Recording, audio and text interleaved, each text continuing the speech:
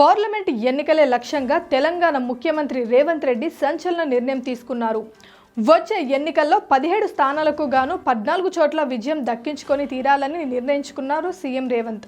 దీనికి సంబంధించి వ్యూహాత్మకంగా అడుగులు వేస్తున్నారు. ఈ క్రమంలో గత ఎన్నికలకు ముందు ప్రజలకు ఇచ్చిన హామీల్లో మరో 2 హామీలను అమలు చేయాలని నిర్ణయించారు. తాజాగా సీఎం రేవంత్ రెడ్డి అధ్యక్షతన కేబినెట్ సబ్ కమిటీ భేటీలో ఈ మేరకు నిర్ణయించారు. ఉపసంఘం నిర్ణయం మేరకు గృహజ్యోతి 500కే గ్యాస్ సిలిండర్ పథకాల అమలుకు ముహూర్తం ఫిక్స్ చేశారు. ఈ 2 పథకాలు ఈ నెల 27 లేదా 29న ప్రారంభించాలని ప్రభుత్వం నిర్ణయించింది. దీనికి సంబంధించిన విధి విధానాలపై భేటీలో కీలకంగా చర్చించారు. గ్యాస్ ఏజెన్సీలతో చర్చలు జరపాలని సూచించారు. సబ్సిడీ ఎలా అందించాలనే అంశంపైన చర్చించారు. కేబినెట్ సబ్ కమిటీ సమీక్షలో సీఎం రేవంత్ రెడ్డి అధికారులకు పలు కీలక ఆదేశాలు జారీ చేశారు. ప్రజాపాలన దరఖాస్తుల్లో అర్హులందరికీ 500కు గ్యాస్ సిలిండర్ అందించాలని అన్నారు. సబ్సిడీని లబ్ధిదారుల ఖాతాకు బదిలీ చేయాలా లేదా ఏజెన్సీలకు చెల్లించాలా అనే విషయంపై చర్చించారు.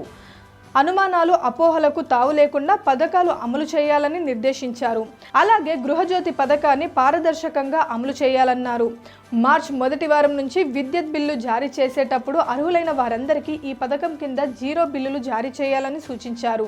తెల్ల రేషన్ కార్డు ఉండి 200 యూనిట్ల లోపు గృహ విద్యుత్ వినియోగించే వారందరికీ గృహజ్యోతి పథకం వర్తింపజేయాలని సీఎం రేవంత్ స్పష్టం చేశారు.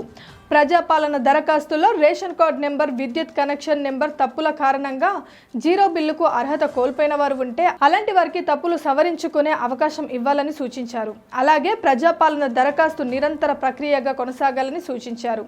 ఇక ఈ పథకాల అమలుతో ఆ వెంటనే పార్లమెంట్ ఎన్నికల నోటిఫికేషన్ రానుంది.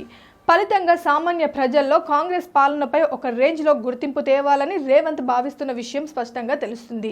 Please subscribe Pragna Media. Please like, share, subscribe to Pragna Media. Pragna Media, please do like, share and subscribe. Please subscribe to Pragna Media. Please like, share and comment if you like the video. Pragna Media.